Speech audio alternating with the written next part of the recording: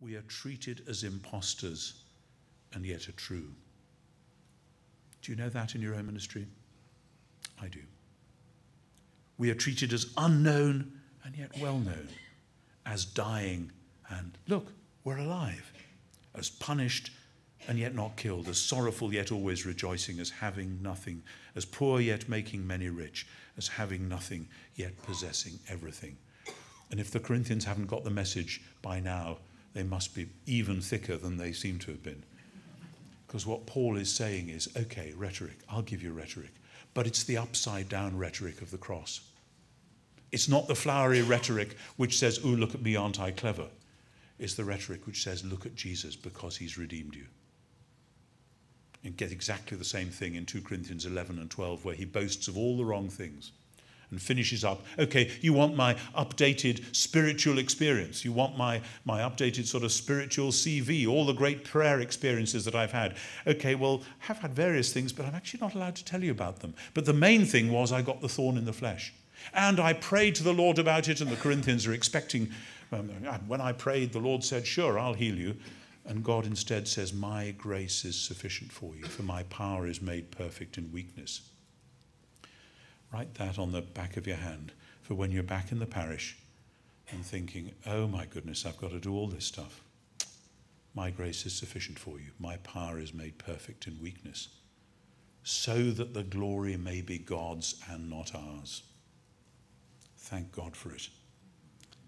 I've been with Paul, but I want to finish with just a little bit of John, because this has meant a huge amount to me recently. I did the ordination retreat a fortnight ago, and I walked them through the farewell discourses, which was a great joy, but I couldn't resist taking them a little bit to the resurrection narratives as well.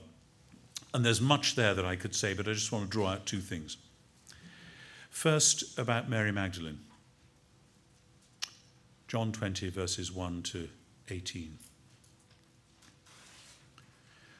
All ministry grows out of the announcement of the resurrection.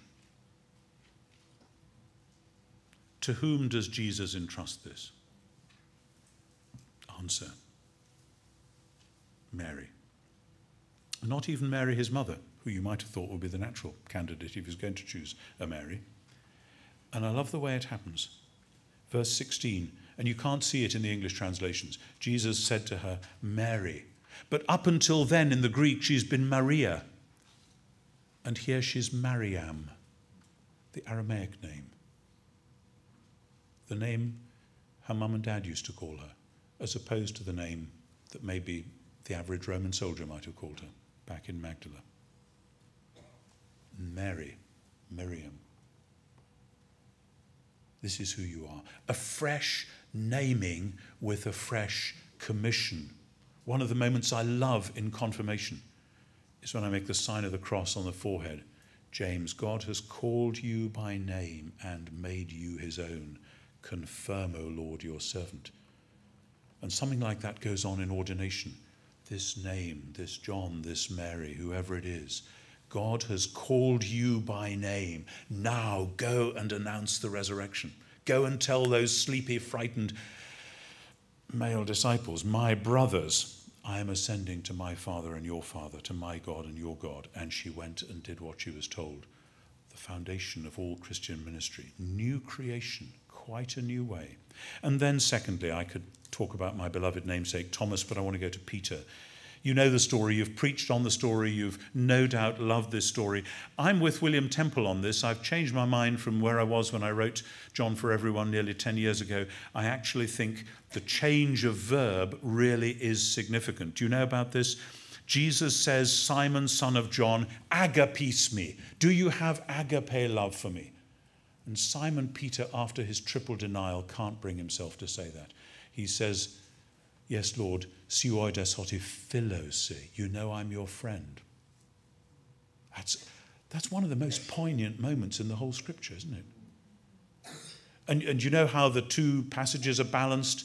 That there's one word which occurs only twice here in the whole of the Bible, which is anthrakia, the word for a charcoal fire. There was a charcoal fire burning in the high priest's hall, and now there's a charcoal fire by the lake. And you know how smell takes you back to where you were and what happened, etc. You can just see what's coming. the triple denial, and now this question. So what's Jesus going to say?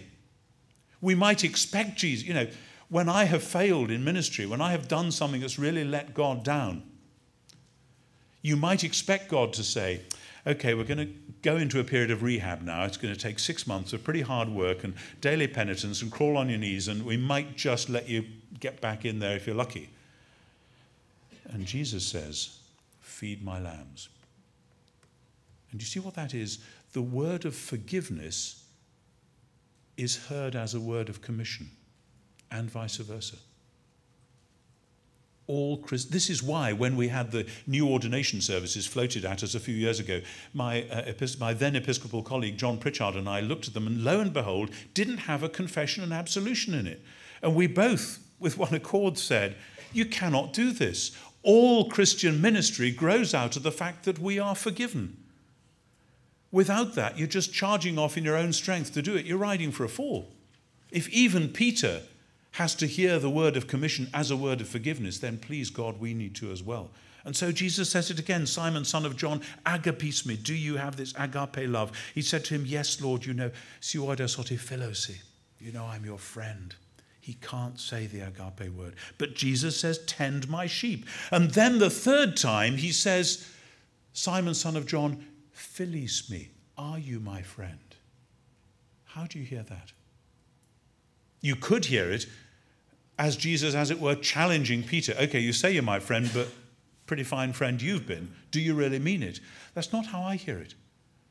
What I hear is this.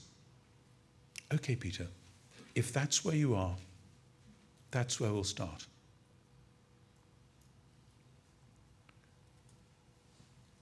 John says Peter was grieved because Jesus said this time. I think because it was as though, partly he's asking him the question again, but this time he's bringing the bar down.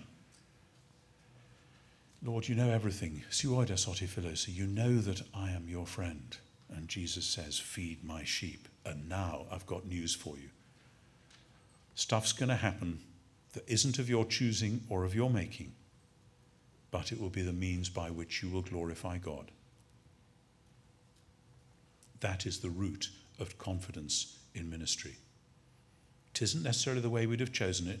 Tisn't how we'd planned it. Our great 5-year plan, 10-year plan, whatever year plan for ourselves, for the parish, for the diocese, whatever. Forget it. God's got plans. I'm sorry. Well, no, don't forget it.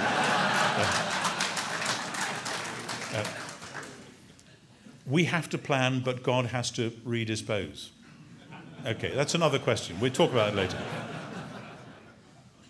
Very truly, I tell you, when you were younger, you used to fasten your own belt and go wherever you wish. But when you grow old, you will stretch out your hands and someone else will fasten a belt around you and take you where you don't wish to go.